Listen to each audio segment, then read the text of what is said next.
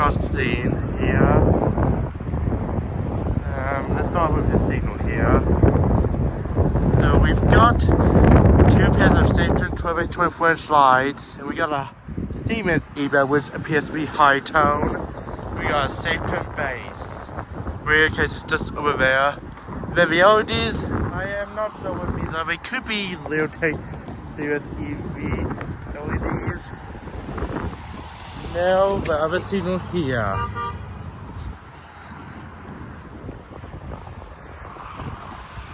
Got 3 pairs of Safetrim 12x 24-inch lights with the light bulb LEDs. We've got an older style Safetrim base here. This here is the Rapid City, Pier and Eastern Railroad.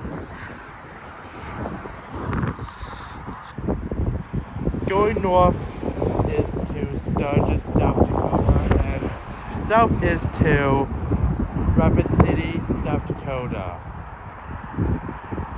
This is on the Black Hills Sub. And that's it.